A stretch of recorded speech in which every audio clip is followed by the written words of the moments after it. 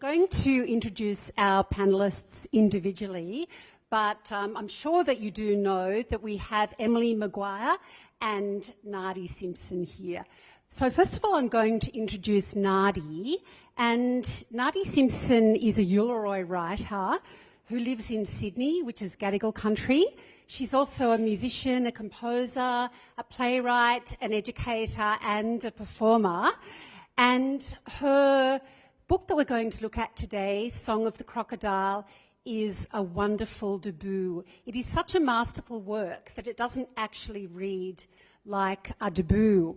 It's a lyrical lament and a saga across generations. It's harrowing and it's written with inspiration. This book is already highly awarded, and it's currently long-listed for the Miles Franklin Award, which is a significant achievement, and it's also been shortlisted for major state and national awards. I've chosen a quote from this novel.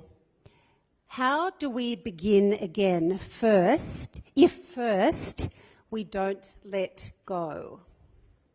How do we begin again if first we don't let go? And I have a question for Nardi, and that is, how do you share your love of writing and music? Hello. Hi, everybody. How do I share my love of writing and music? You can talk specifically about one of your works or in your general life. I think if I didn't do it, I'd be so vanilla.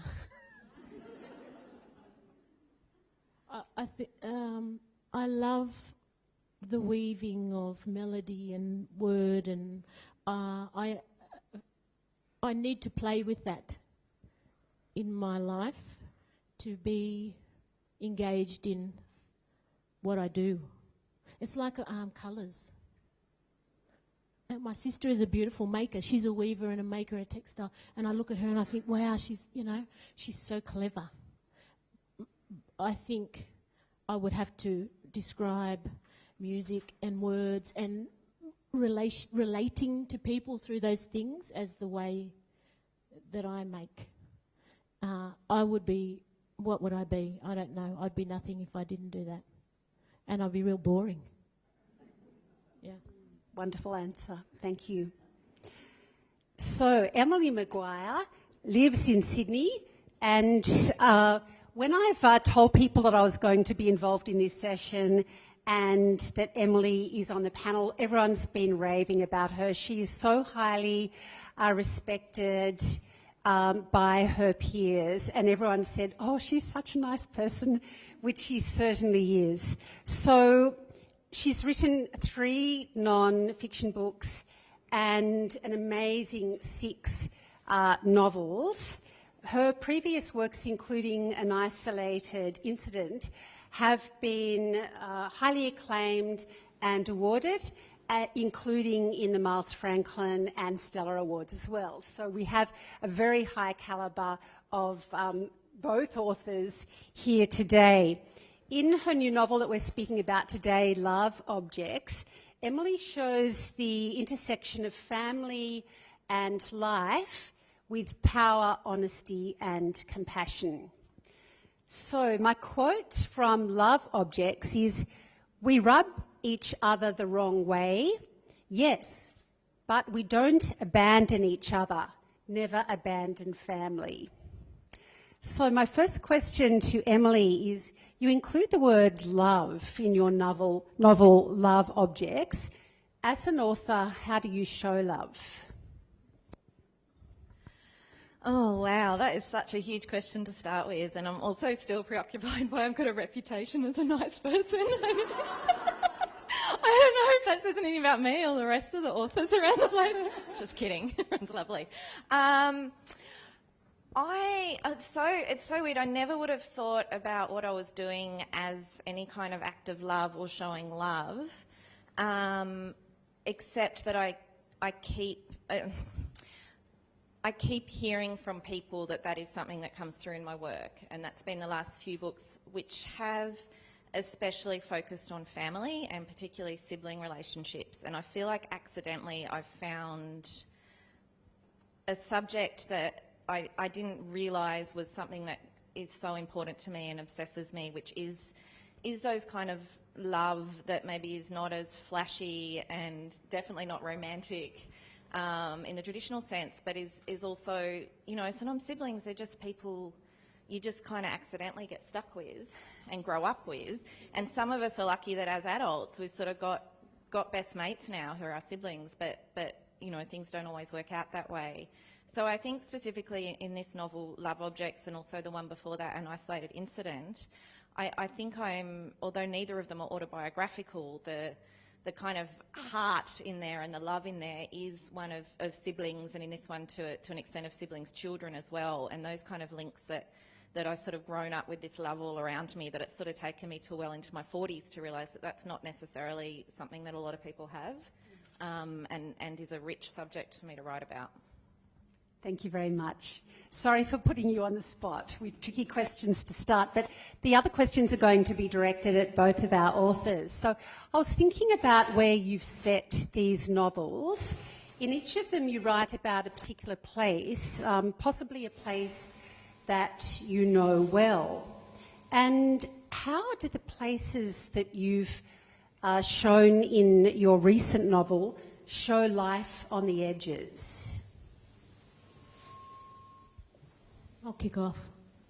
The town, I was going to say at the centre of the book, but it's in the periphery.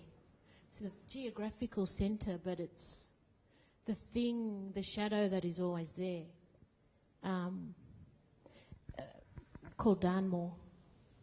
And the blackfellas aren't allowed in there. And that's why I say it's at the periphery, because from, you know, our point of view, it's that thing that is there that you can't access. But for everybody else, it's the centre of town. And so these two kind of opposite things are true of this place. It's the place you want to be, but also the place you will never have. Yeah. And so as a consequence, there's a group of families who live out along the river at the edge of town.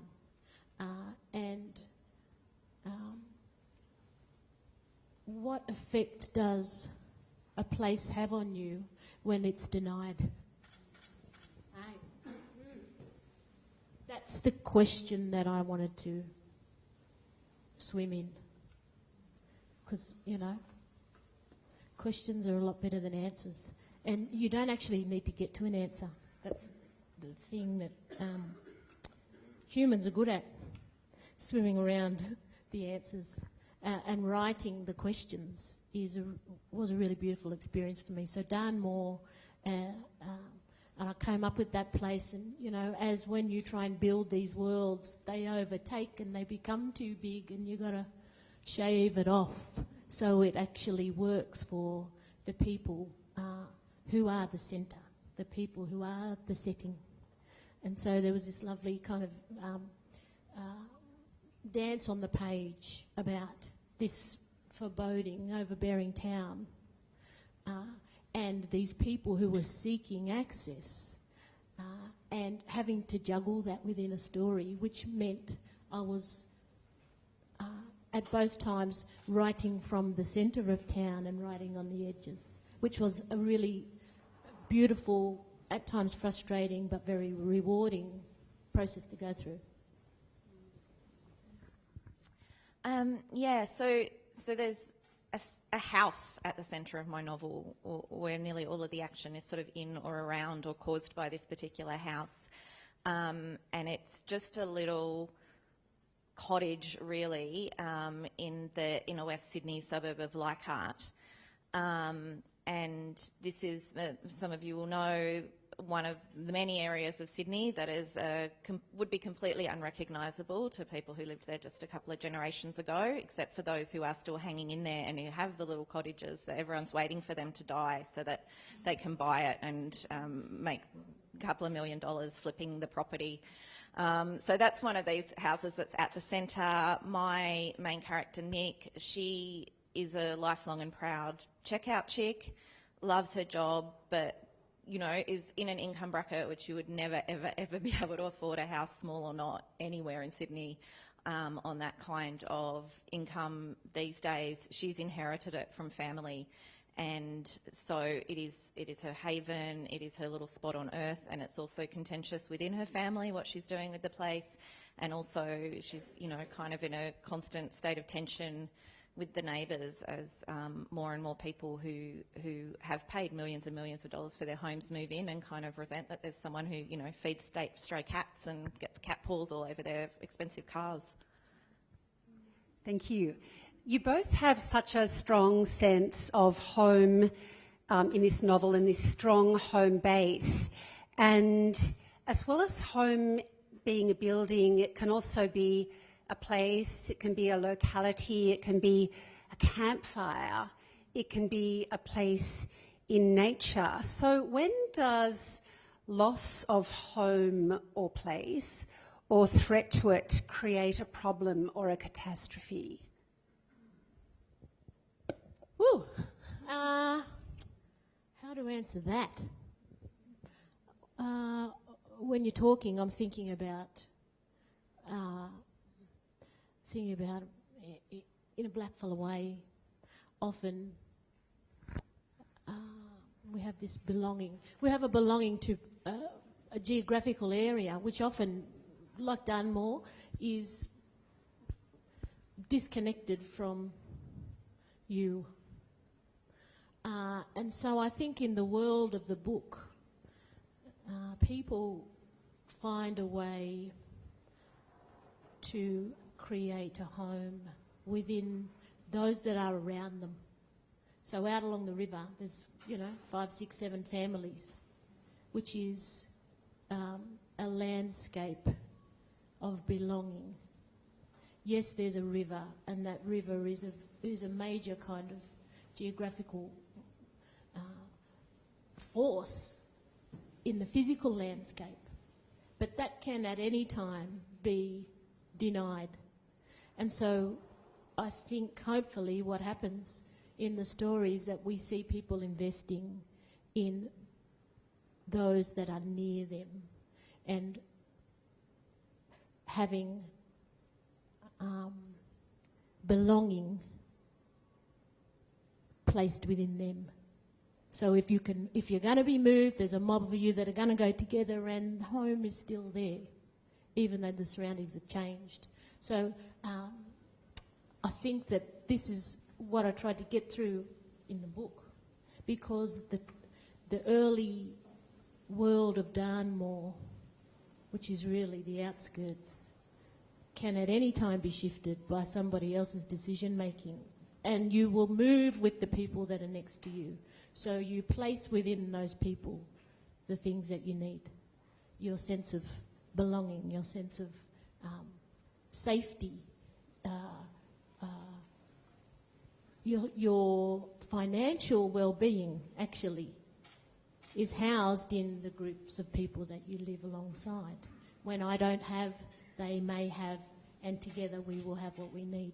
So, and this is sort of, I see this in my own family. We've got a story about, Angledool and Hebel, Nini and Lightning Ridge and Walgett. These places in our lived history have been and gone like that.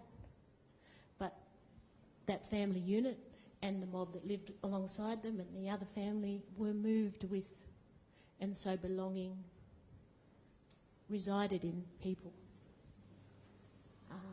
which was the one constant for blackfellas. If they're going to move us, we're most probably going to be moved together. And so we are each other's home, which is a sad kind of offspring of that stuff, but also why people say we're so resilient, because we find ways around. We find ways around loss that keep us going till the next hit.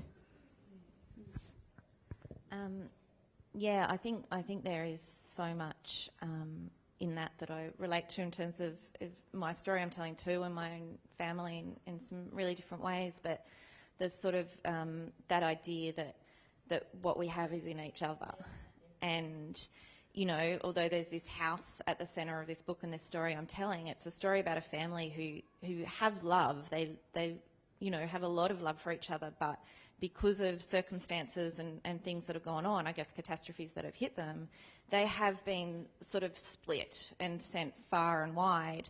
And actually in the later stages of writing it, when I just sort of was, you know, you kind of grasp at anything to try and hold it all together of what you're trying to do. And I actually had an image that I put up on my whiteboard that I just sort of photocopied, but it was a broken plate, like a plate that had been smashed into 3 pieces.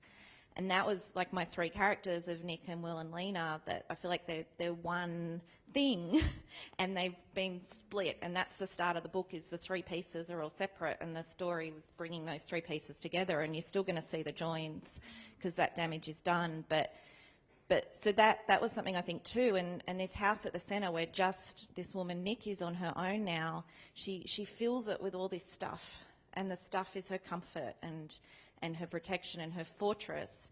But when these kids, her niece and nephew, were there and they were close and they had each other, that stuff wasn't. They would run through those hallways, and it's like with their absence, she's kind of cocooned herself in a lot, because those people who held her stories and her life and her, you know, her sort of greatest joy in being, and also the family stories to tell, they are gone through no control of her own, and she's there reminding herself of these stories in these objects in the house.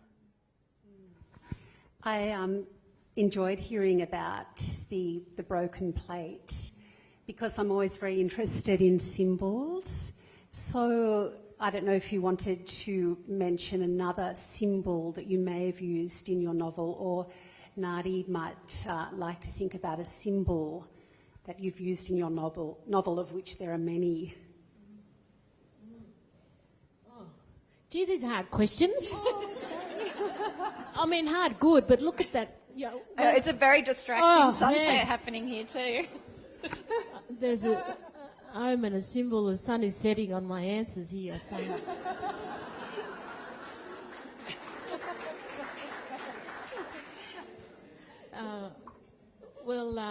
I mean, look, there's a big ugly crocodile in my book, which actually is a true fella.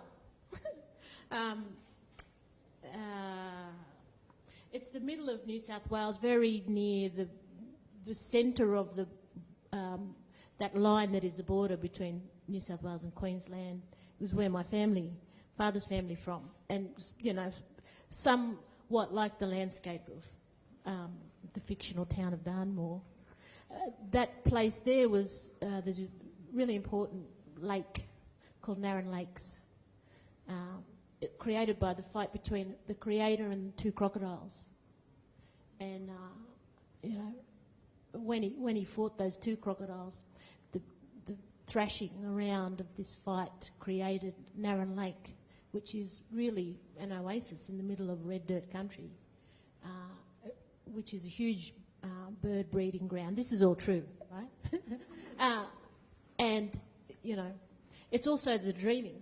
It's also our creation. And, you know, crocodiles they're scary. They're scary because I find them really scary because they think. And they outwit humans all the time. And this side of... So if I'm from this place that was created by 2 of those scary fellas, and that is the spirit of that place, is this kind of, you know, that fella that pokes up and sees where you are and goes back down and you don't know where. And he's powerful enough to take on the creator. What does that mean for the spirit of that place and the people that walk on that place and the people who are born from that place and go back to that place when they move on? I know the dreaming stories.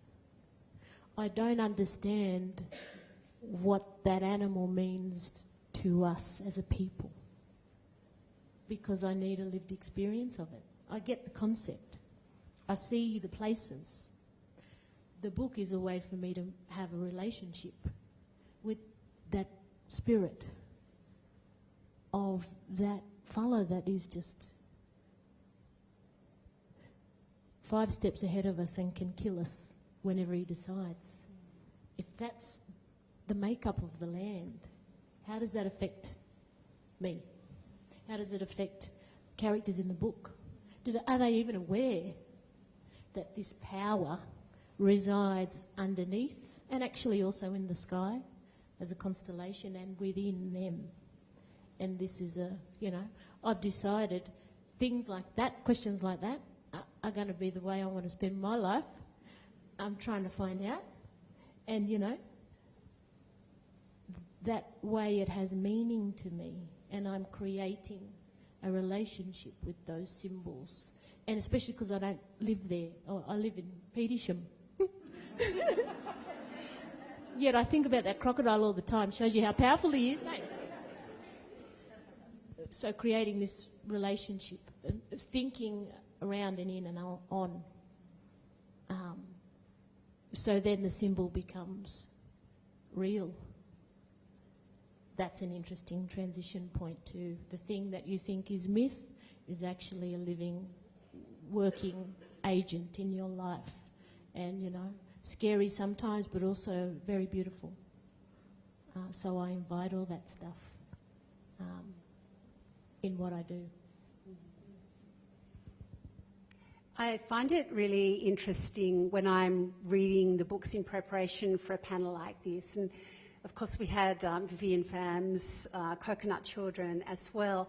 I find it interesting in one aspect finding the commonalities between the books. And between these 3 books, each one had a character in prison. And another connection, which was also a terrible one, is that of rape of young women, which is either intrinsic to the story or happens in the periphery. So my question is, how urgent was it for you to include rape or sexual abuse in this novel? So I don't think I have rape in my novel. There is sexual exploitation or abuse that happens. To me, in that case, in the case of this novel, I'm writing about a really specific character. She's a 20-year-old young woman who is super attracted to a particular bloke that she meets at uni. Her sexual experience with him is actually an incredibly positive one, and is what, certain women's magazines might describe as empowering. She comes out of that feeling really great and pretty proud of herself. The betrayal happens afterwards in terms of how he shares that experience, which she thought was a private one. And the reason that felt important to write about, or that it's in there at all, is that is something for anyone who knows young women and men in that age group, is actually a really pretty common thing. It's some people would actually hesitate to even describe it as abuse or assault. I'm talking about the sharing of images or filming of stuff. And, I was really dealing in this book with a lot of questions around shame and around privacy and who has the right to it and what gets revealed, and how that can feel when something is exposed about you, and you might think that is your fault in some way. So all these kind of questions are around what happens to Lena in this, and the fact that it was an experience that was actually really, in the first instance anyway, consenting and joyful and really fun for her. I think that is something that a lot of young people grapple with now, of being forced to, as she is, separate the connection with another person that she really enjoyed from what is done with that afterwards, and what that turns into. And also that this one-off experience results in there being a label attached to her as well that hasn't got anything to do with who she is or how she identifies or what her experience in the world is.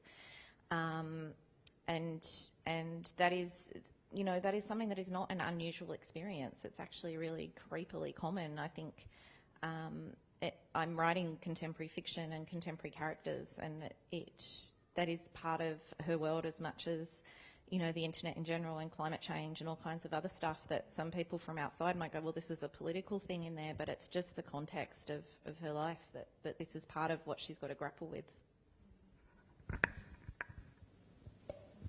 I guess for me, I set out, there were a few things I wanted to explore, and one of them was how is it possible to conceive, how can people feel this kind of rolling cycle of taking a hit after hit after hit after hit, new unborn, hit after hit after hit, another one, next generation, this family. How can we conceive or speak of a history of this no good, bad business stuff being an inheritance in a family?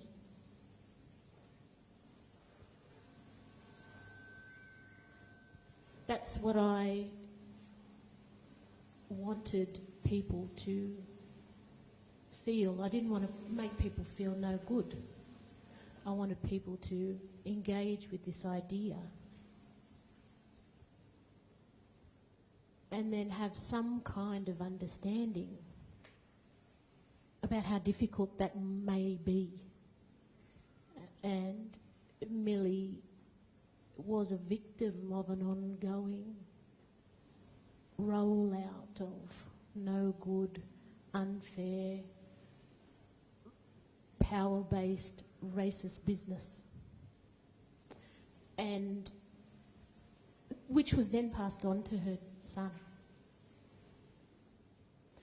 And this is something that happened in a book, but it is also something that people walk around with today. You don't have to be Aboriginal necessarily to have that history. I think when you paint that picture,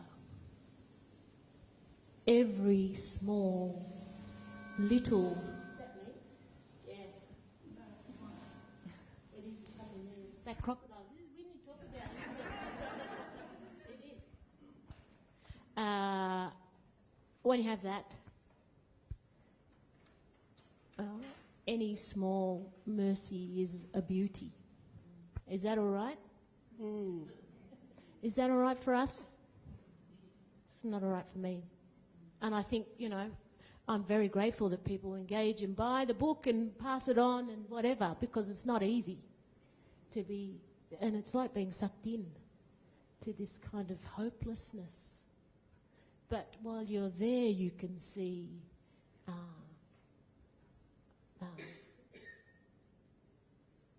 the small strengths of people. It's sort of like that painting and making I was talking about in my life. That's some people's painting and making, being able to move past that. So that heavy business in the pages of that book are there so we can't turn away from it, but there so we can understand the terribleness of that comes afterwards, and the small beauties of that also come after. We have been hearing about some dark issues in these novels, and there certainly are times of light and hope and joy and humour in the books as well. But before we get to that, I've just got one more question, which is perhaps a little bit still on the dark side. And this will also perhaps give you an opportunity to talk about another of your characters. Which of your characters is likely to generate chaos or catastrophe? Now, this could be a major or a minor character, but I also just wanted people here listening to get a bit more of an insight into what is actually happening in your novels, if you're able to incorporate that into your answer.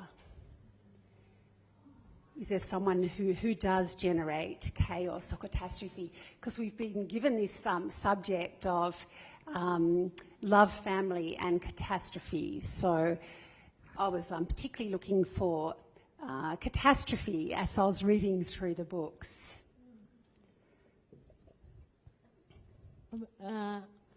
There's an auntie, you may not be referring to this, but there's an auntie in the story, Bess, who is, I think every black fella has an auntie like this. She speaks her mind. You're like, get out of the way. You don't. If you're not up for a fight, don't go near her, because she's sort of, she does create catastrophe because she tells the truth, and she doesn't care about people's feelings. And this was such a wonderful character for me to write, because I'm the opposite, eh? But this woman tells you what she thinks, and she looks at you and waits for you to dare to take up the challenge. And, you know, there was a lot of sadness in that, because, you know, that's the way she kept people away. And so by creating this kind of whirlwind around her, telling everyone what she thought and what they're not doing and how things need to be, she sort of created a barrier through, between herself and others that meant she didn't have to look at what it was she was really sad about. So those fellas, they're the worst, you know, because they chuck it in the room and they walk away, and everybody else has got to deal with it. And, you know, in a family situation, those people, you know, they're difficult because there needs to be a mop-up after that. But also the strength of being able to do that is something that, you know, I think personally I want a little bit more of. I think it's not a lack of regard for other people's feelings, but it's a fierceness. And fierceness is not always a bad thing. And so I love to plonk her in a scene and see what she would do, throwing porridge spoons at people and stabbing people across the head. Her sons, mainly little fellas, because they're cheeky.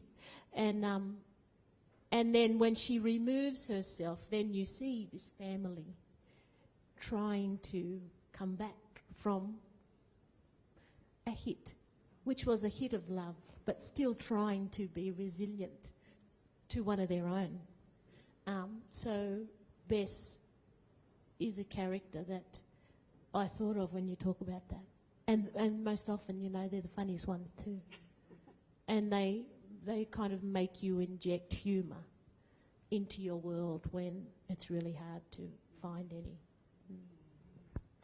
Yeah, it's so interesting, this idea of the truth-telling and the dropping of bombs. I just thinking in my book of my three main characters, all of them, what's really got them into deep trouble is avoiding stuff and not facing up to things. They don't have that person who's coming in to say true stuff. I mean, Nick is in some situations, like she's the one on the bus who'll tell the person who's loudly watching porn on their phone to just cut that out and will stick up for other people, and she'll do all that in those situations. But in this family, things aren't talked about. Things aren't dealt with.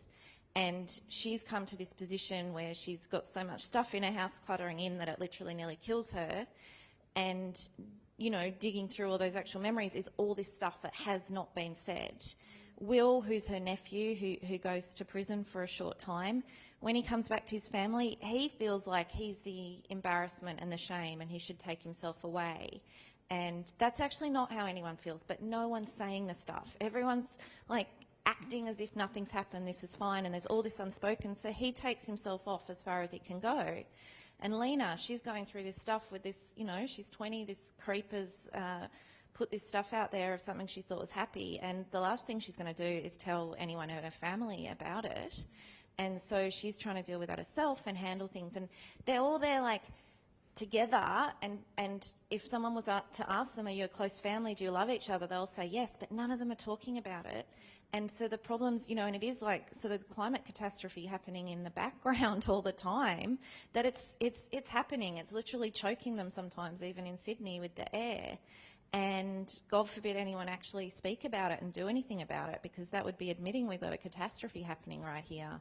And so to me, that's the real gift of someone like Auntie Beth. It can, she can cause all this trouble too, but there's a lot of things that, in this particular family, if someone would just come and actually say what's going on here and let's face up to some stuff. So on the other hand, after hearing about characters who generate chaos and catastrophe, what about your characters who are most likely to exemplify love? Which of your characters really embodies love? And you might also want to share how they do that.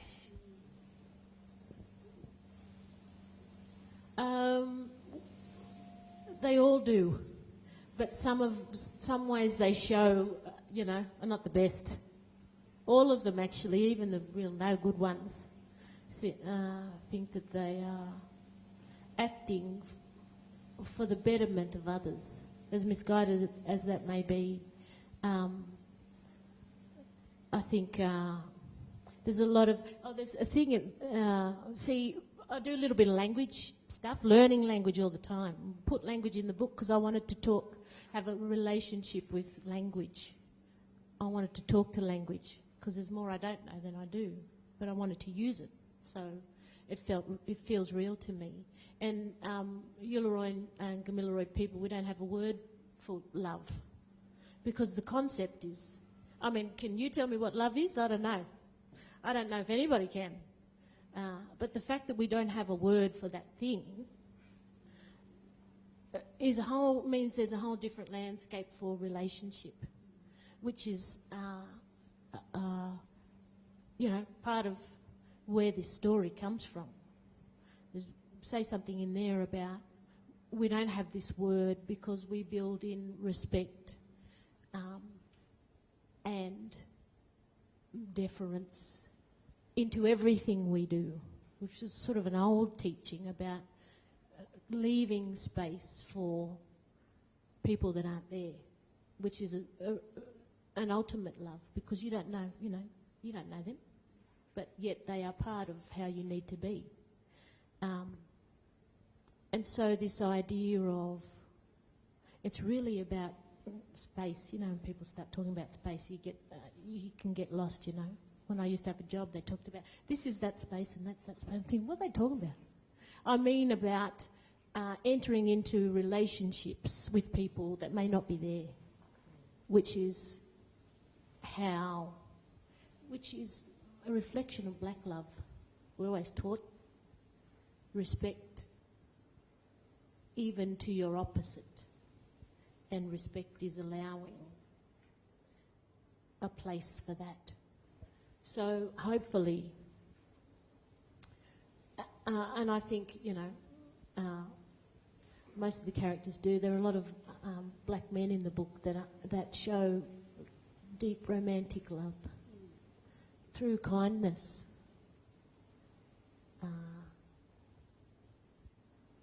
And I've seen that in my life. It got me thinking now about everybody I'm connected to. I'm getting happy. And people trying the best with the skills that they have. So porridge spoon at her cheeky older son is a way of best saying, I love you. I love your cheekiness, son. Just don't do it again. But that's how we are when we're imperfect, eh? And, sometimes my son's up the back there. I wasn't supposed to talk about him, but sometimes I show love. I show love in bringing him forth when he would not like it, because, and he thinks that that's wrong way love, but I think that that's, I'm proud and show my respect and deference and love to him. And so we muddle along, doing things the best way we know. Sometimes it's inappropriate and sometimes it's beautiful. I know that it can be difficult to talk about an abstract topic like that, so thank you for just being so profound and honest, yes. And Emily, what about your character? I mean, I think that, as usual, Nardi said it so beautifully, and I'm going to jump off her answer because of that. But that thing, like, especially right towards the end, they're talking about we muddle through the best we can, and everyone and kind of doing their best. And that's, I think, in my novel, all the characters, this particular family, you know, that is really true of them. I wanted to write a novel that, you know, the conflict, you know, in writing, you know, creative writing courses and all that stuff, people are always talking about, you've got to have conflict, you've got to have conflict. But more and more, I think I want this conflict to come from, not from goodies and baddies and someone deliberately trying to hurt someone else, but that conflict that comes from people who love each other and are trying to do the best thing, they just disagree about what that looks like. And so much hurt and conflict can be caused by that, by people who really do feel like they're doing the best for each other. And, you know, at the heart of this book, that is really what's going on, that there's, you know, it's an auntie and her niece and nephew, and that, you know, is also a love I wanted to write about, and that's sort of where the personal comes in as well for me. That's, you know, as someone who has never had children, but I have hundreds of nieces and nephews, and no one even laughed, like that's literally true. I have 19 nieces and nephews. See, that's a reaction. I should say the specific number. It's better than hundreds. It's believable. And I obviously could never have planned for having these kids in my life because it was not my decision to have any of them. But now they exist, I'm really close to them, and I can't imagine my life without them. And it's a love that has just come to actually really be central to my life. Love, I mean, 19 different loves, but also the love between different sets. And so that is a love in this book too, that this is an auntie who has these kids who she feels this way about, now young adults, and because, you know, they've been moved away from her, and when you're an auntie, you know, you can't get custody rights to to the kids of your siblings, and so she's sort of had that loss. But when they're back in her life and they're trying to handle this problem she has, which is this house full of stuff that nearly killed her, and what they think is the best way to handle that is very different from what she thinks is the best way to handle that. And so there is sort of some harm being done, but always coming back to the fact that they do love each other and they do want what's best for each other, and they are muddling through. And I guess the other thing I was thinking too about this is that there's sort of two mothers who are absent from the picture. So the mother of these two young people, my main character's sister, and then also those two sisters' mothers, the next generation. But they are not, just because they're not in this picture, they are not bad guys either who have let anyone down, which is why these others are alone. They have also had difficult life circumstances and have really done the best they can. And I wanted to have that in there too, with these two young adults who are sort of a lot closer to their auntie now.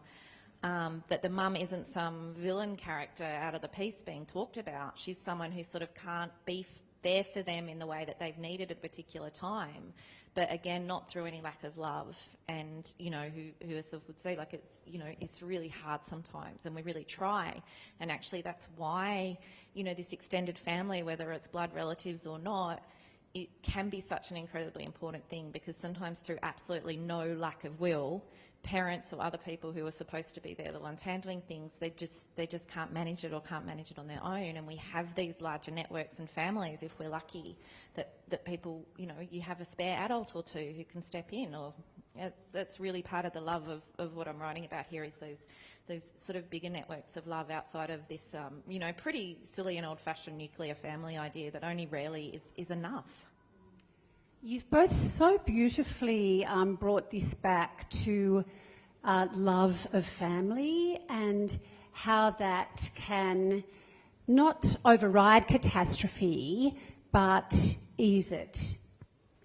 We're going to open to questions from the audience now. So there's some mics that are going to be coming around. Please put up your hand if you'd like to ask Emily or Nadia a question.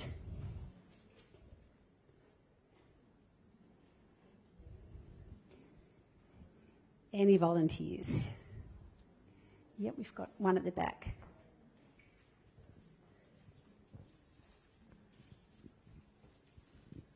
Thank you for that very insightful time. My question is to you, Nardi. I just fairly recently read Song of the Crocodile and I just thought it was amazing. My question to you is, I was a little overawed, I suppose, by some of that imagery, especially like the constellations and, you know, the birds and those characters, that part of the story. As a like a white woman, was I ever meant to understand that, or was there a secret? You know, is that something that someone, you know, from your culture, from your background, has a sort of code to, or will I ever even partially work it out? Thank you. You're reminding me, Grace Lucas Pennington, who was my first ever editor at Black and White, was talking about the book, and she said, when you Google Song of the Crocodile, it says Song of the Crocodile, the first thing that comes up, you know, in your predictive text, Song of the Crocodile, ending explained. So I've managed to successfully confuse many people. One, which is probably a bad thing anyway. Your question is the answer. Deadly. Because I wanted to write something that meant one thing to us as a literary community. One thing to Aboriginal people. Another thing to Yuwalari people. And then something else to older Yuwalari people. And I don't think that because there are certain parts of the story that you don't understand, that are, hazy, does not mean it's always going to be that way. And I think what black storytelling is, from the first sunrise, an invitation to find yourself within it. So, I can give you some answers, but the answers you will come up with far exceed anything I can ever write. So, and this is the great challenge for Black and White Australia, to see ourselves in each other. When we do that, you watch what happens. And so the invitation is there to swim in Yuwalari worldview and find a pathway. That's a good way to spend time. Otherwise, I can sit down with you in 20 minutes, I can let you know. But I think, it's this, the world is beautiful and dimensional, and some of it doesn't make sense to me. I don't know what I'm doing half the time. But this world where you are never alone, always connected, feel a deep meaning to place, and see stories like Lion Island. I don't see the lion, but I don't need to know why. I can enjoy it for that. And we will go home and talk about Lion Island. And some people know why it is that, and other people don't. But now I have a story that connects me to it. So I hope that is not disappointing for you. But please know, hopefully I have left a space in going back to respect and love. The best stories are the ones that take into consideration the people who aren't there, and I have tried to do that. So, the invitation is there to find your barinjing, to find your crocodile, to find that place, to find your Darnmoor and find your Mangamanga River. The framework's there. Good luck.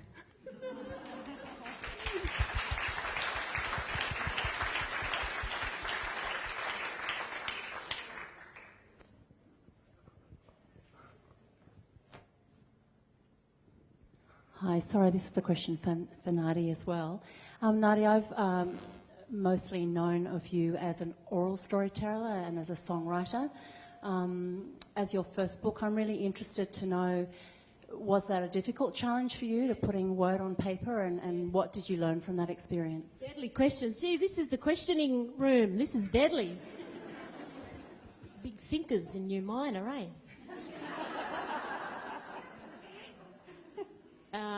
When I thought, you know, music career, slow death, transition.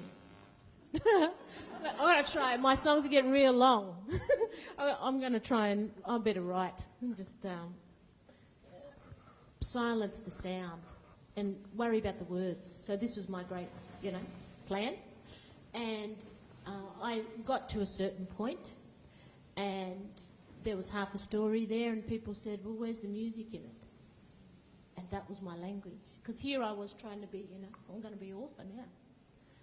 Trying to be what I thought it was, an author was. But I realised the only skills that I had come from music in telling a story. And so when I allowed words to have melody, that's when I found the right way for me to write. So when I think about a written word in terms of song, a landscape of sound, and that gets me to the end. And I must say, talking about love and all that stuff,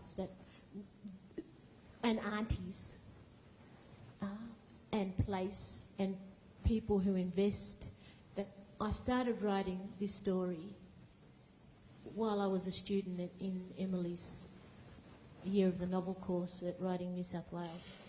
Song of the Crocodile was written around the words and the knowledge and generosity of this lady.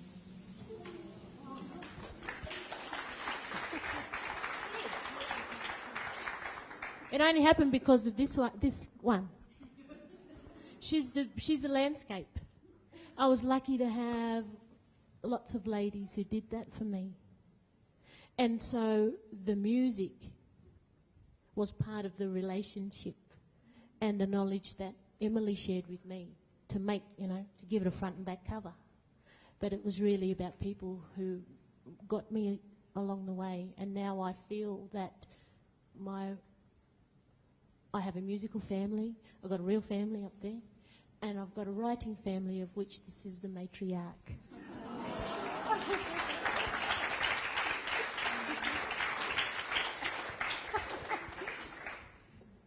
That's... is there a question for Emily, especially since she's been acknowledged so deeply? It doesn't have to be related to that, but thank you. Thank you. Emily, I was interested that your book was set in a house in Leichhardt.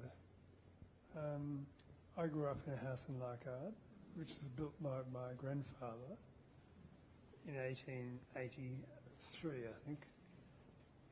When Leichhardt was an extended dairy farm. I'm not quite sure what my question is.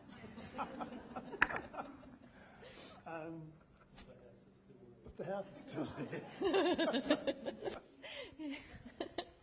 there. So Leichhardt is the setting for the book, partly because it's my home too. I've lived there for a long time and seen some changes there.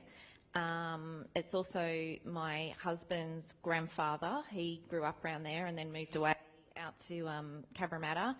And sort of he would come back to us at Leichhardt and point out all the history of it too. So that's a big part that the family I wrote about. I've sort of put those two different experiences in there and merged them together with this multi-generational families there and the changes that have gone through that place. And you know, there's still some old houses there that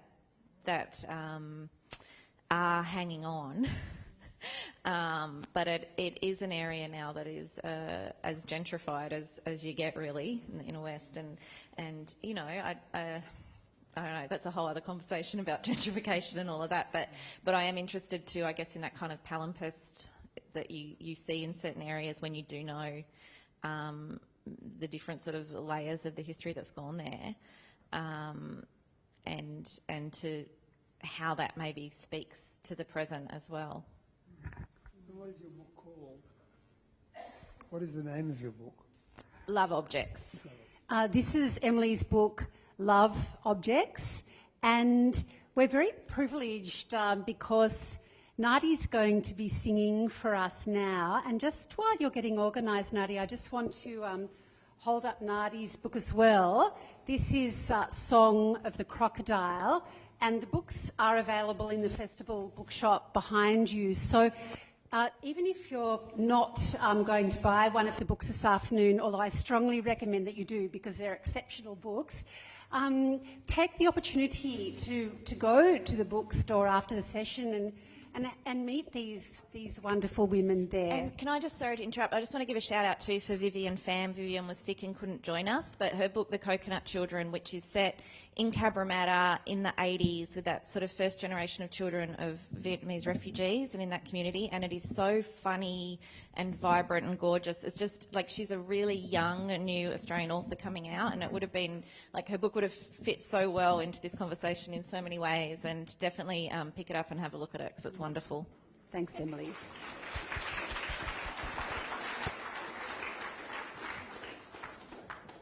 So just while we set up the last mic, this has been a fabulous finish for our day. These three, well, and our missing novelists, are three of the favourite books that I've read in the last 12 months, and why we had so much wanted you all to be here. So it is a shame that Vivian couldn't make it. So thank you so much. Thank you, Joy, for moderating. Thank you all. And one more round of applause for our panel.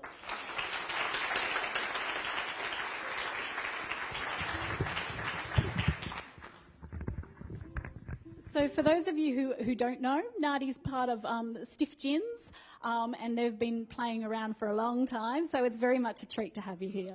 Thank you. The song I'm going to sing it's called Darnmoor War. That's our word for Narran Lakes that I was talking about, made by the two crocodiles. So just like writing, if you can't be there, the same is the case for singing. If you can't be there, write it or sing it, and you're there in a flash. Hey, I feel so. I've got two crocodiles looking at me, so I'll keep talking about them when I bring it up. So.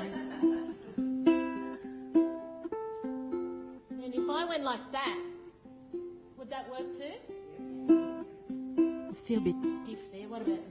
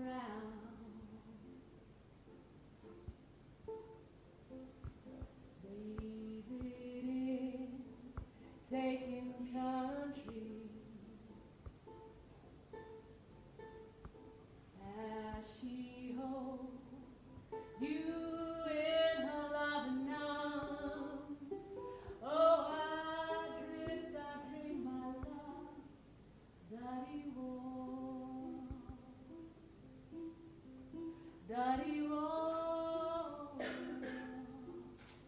daddy-o. My head filled with the song of Daddy-o.